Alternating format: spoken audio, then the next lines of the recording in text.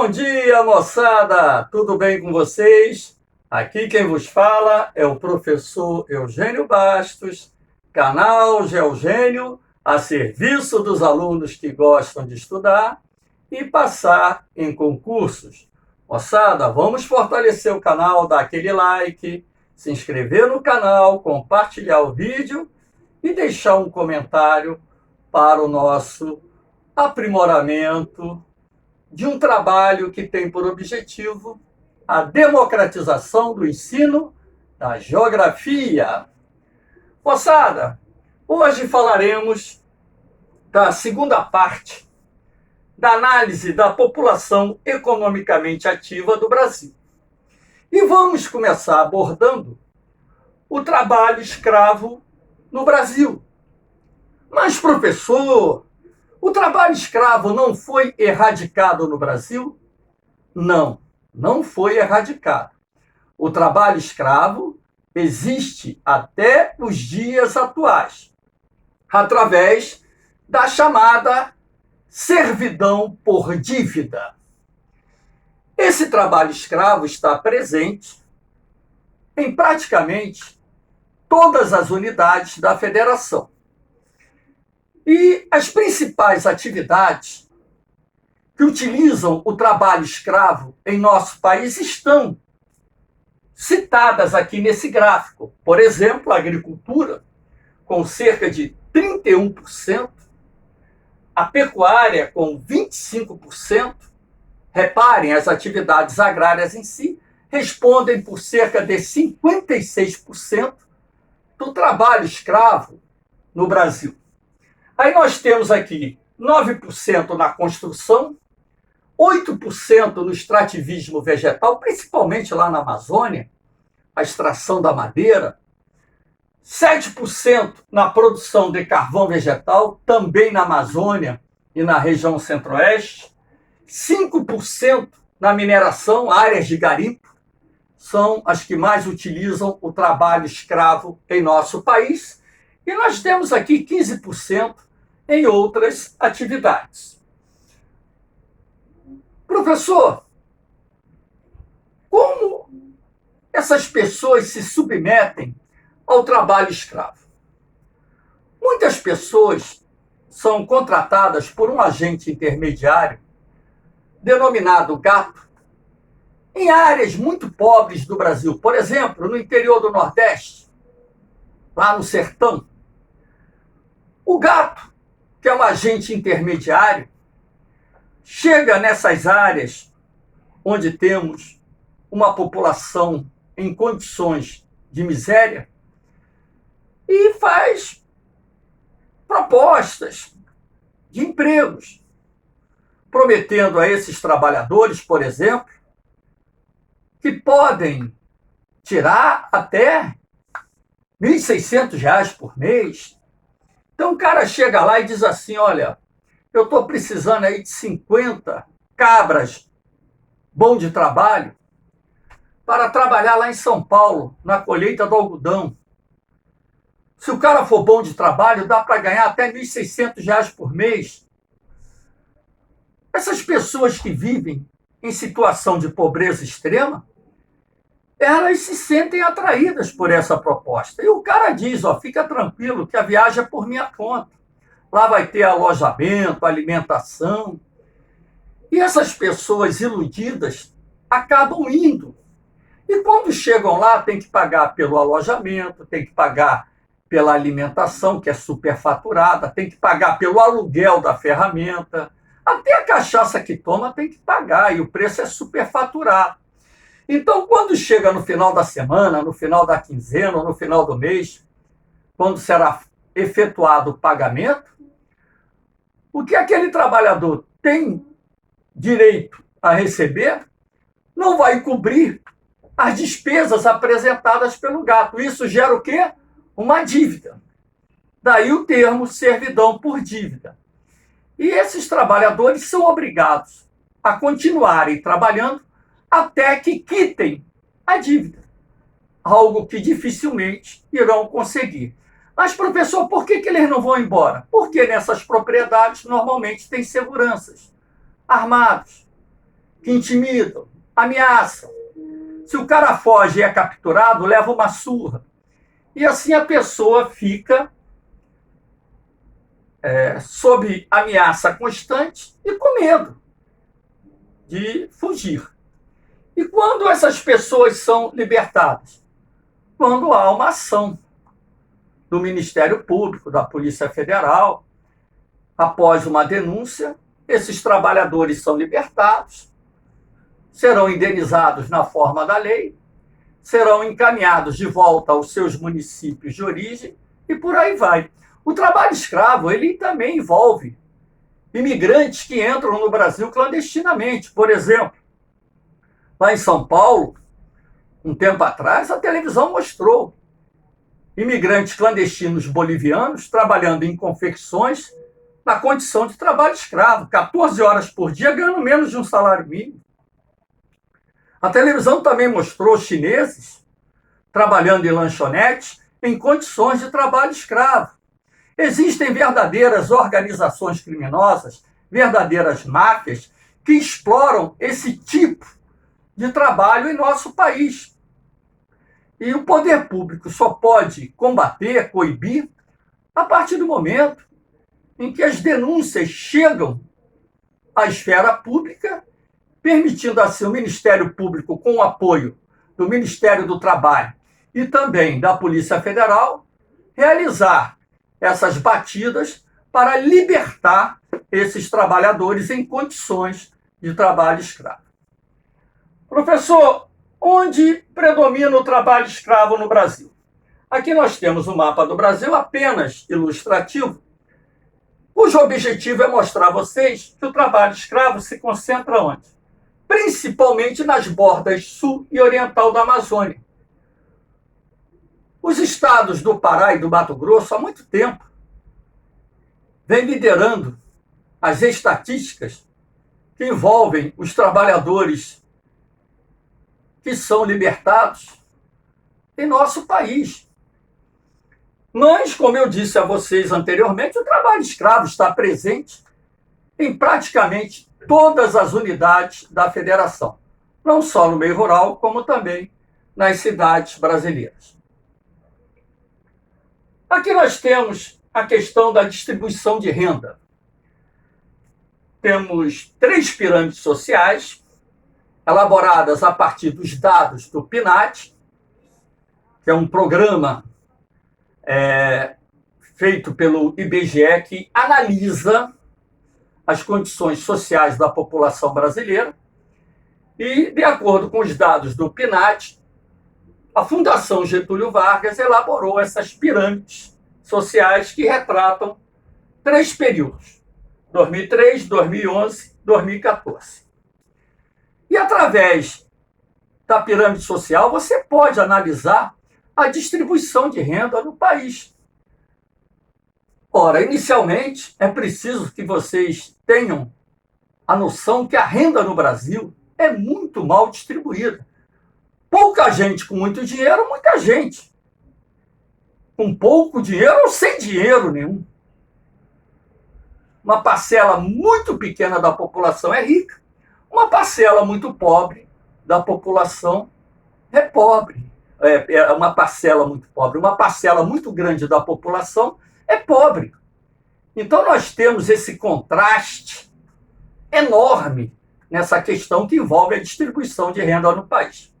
Isso aí é histórico, deriva do modelo de desenvolvimento adotado pelo Brasil. Não é culpa do governo A, B ou C. É o conjunto da obra, ou seja, de vários governos, que responde por essa concentração de renda existente no Brasil. Aqui nós temos 5 classes sociais representadas. A classe A é a classe alta.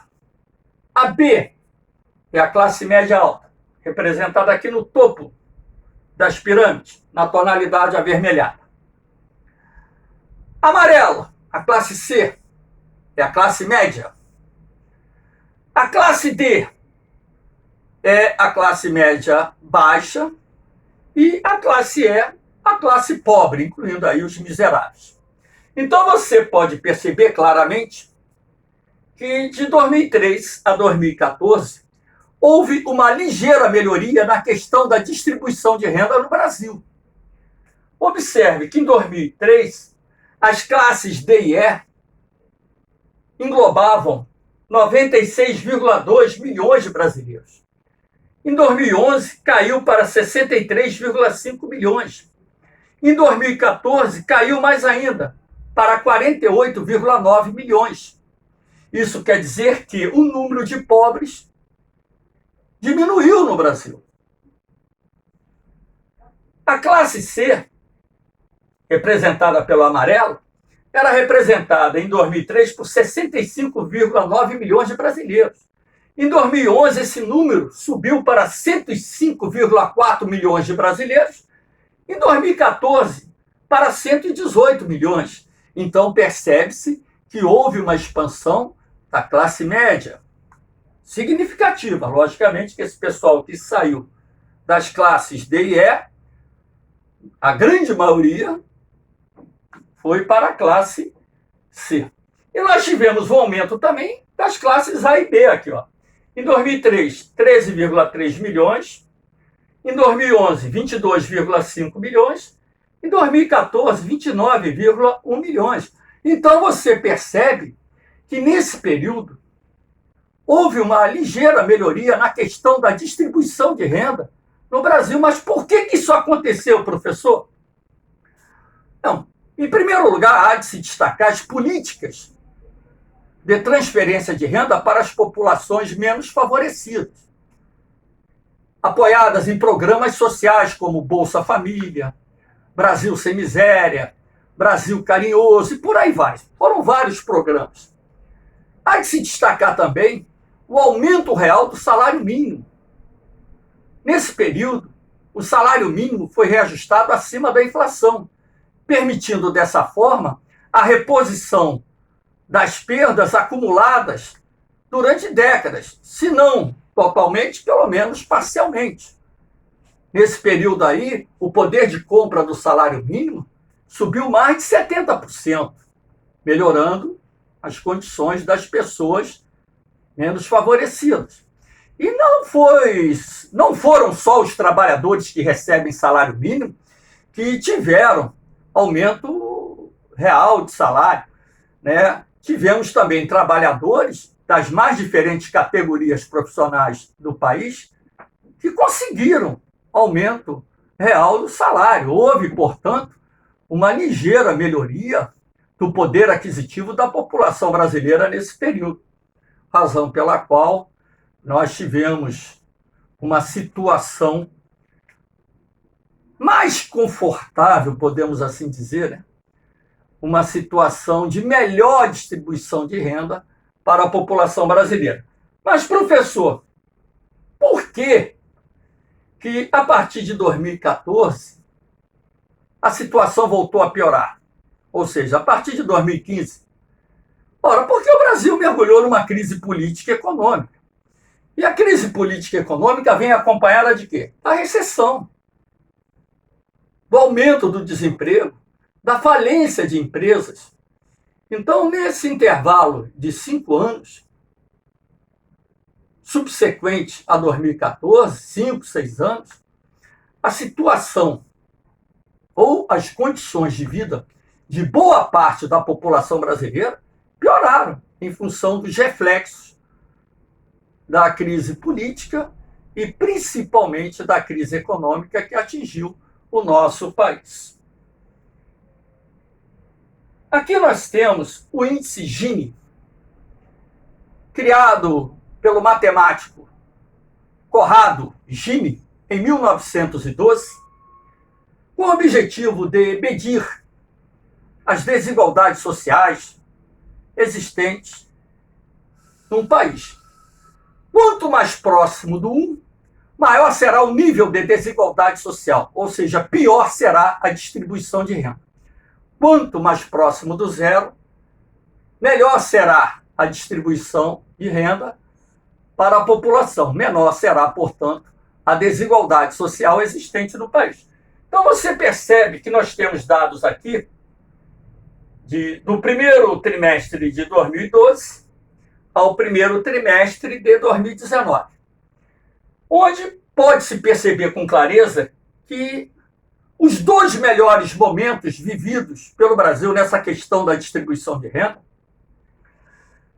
foram no quarto trimestre de 2013 e no quarto trimestre de 2014.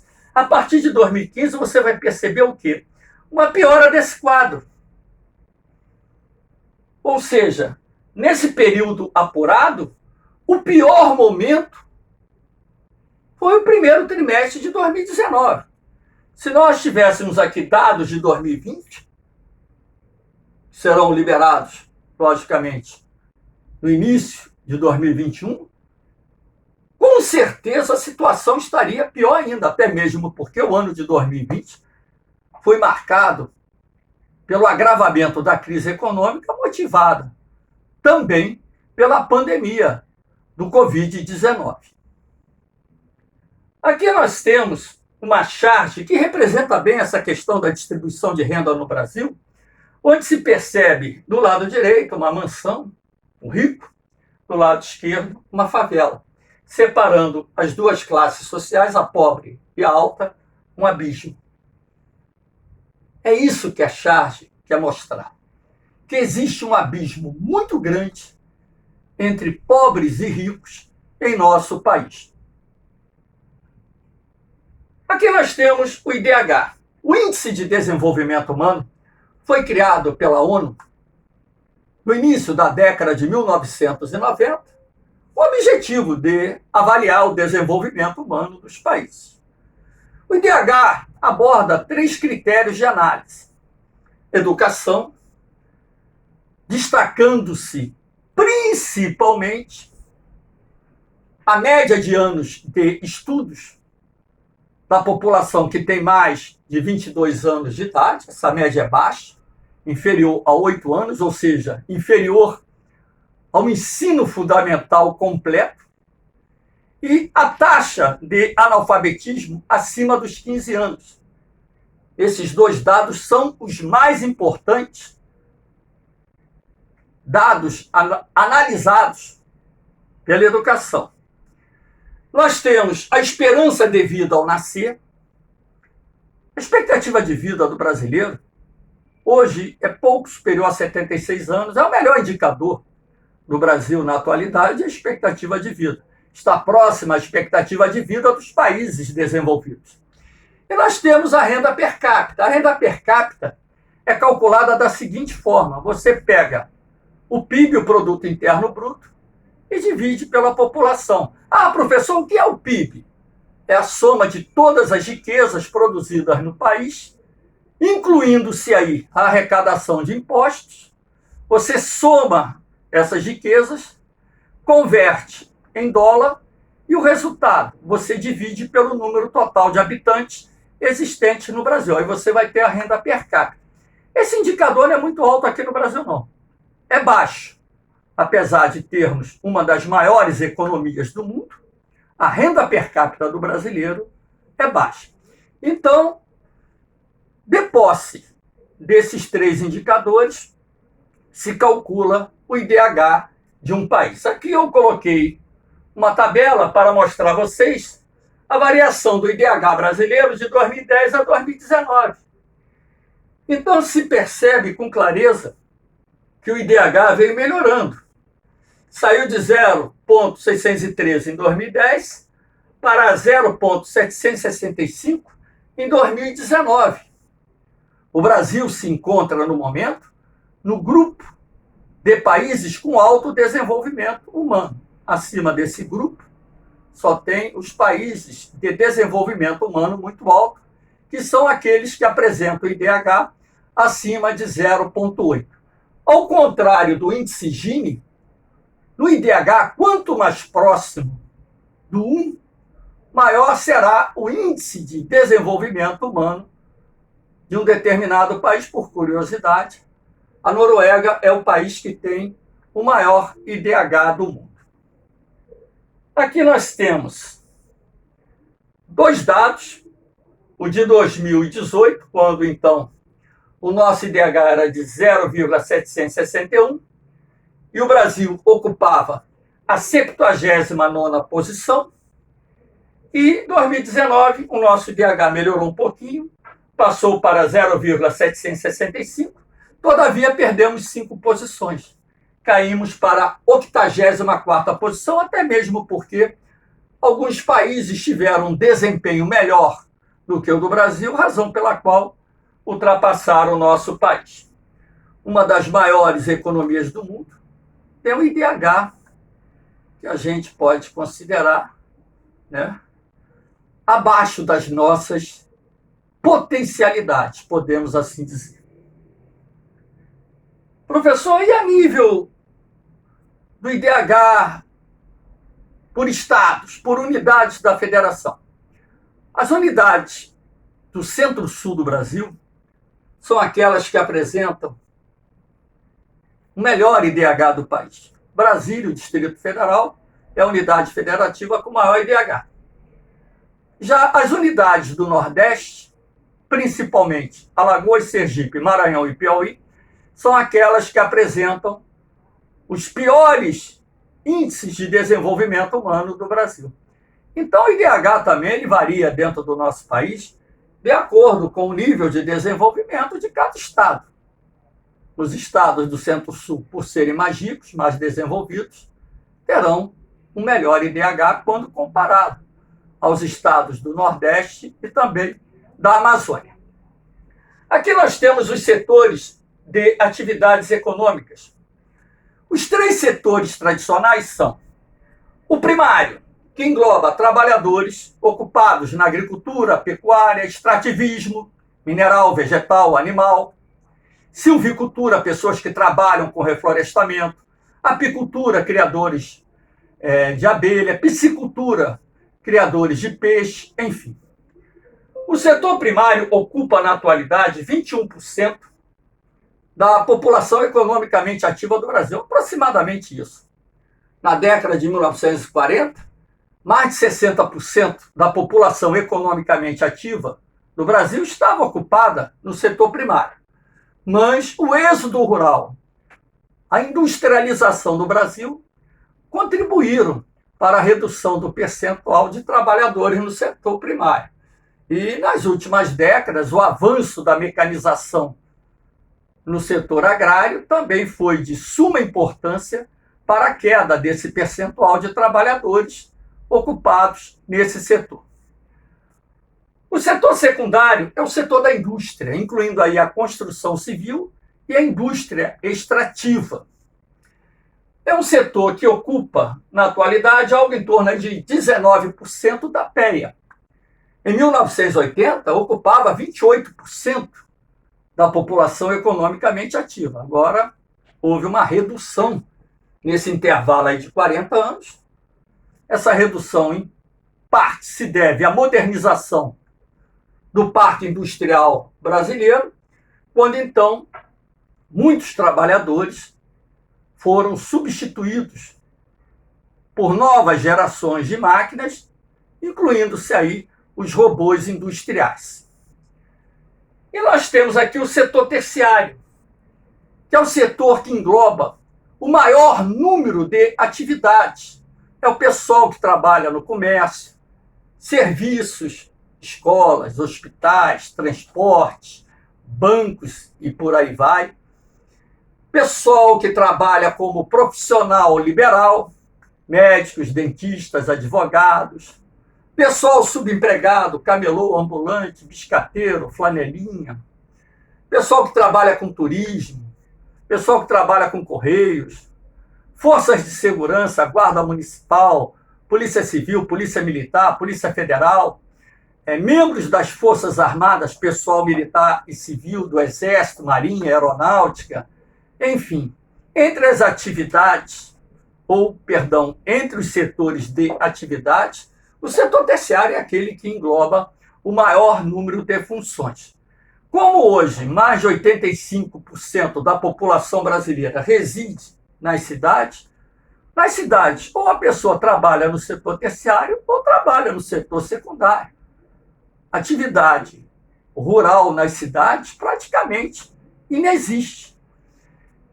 O setor terciário brasileiro ele é considerado hipertrofiado, ou seja, inchado. Cresceu exageradamente. Isto porque você tem o setor terciário formal, constituído pelas empresas legalmente constituídas e por trabalhadores regularizados em sua situação de trabalho, assim como você tem um peso muito grande da economia informal dentro desse setor. Num centro comercial, por exemplo, de uma cidade, da mesma forma que você vê hipermercado, shopping center, ruas com inúmeros estabelecimentos comerciais, você vai ter ali o flanelinha, você vai ter o camelô, você vai ter o ambulante. Então, você tem o moderno com o setor precário, que faz parte do que nós chamamos de economia informal. Moçada, espero que tenham gostado do nosso encontro. Dê aquela forcinha ao canal, compartilhe o vídeo, se inscrevam no canal. O canal Geogênio Democratizando o Ensino da Geografia foi criado com o objetivo de ajudar o aluno que gosta de estudar a passar em concursos. Moçada, fiquem com Deus, um forte abraço, um beijão no coração. Eu vou, mas eu volto. Não saiam daí. Fui!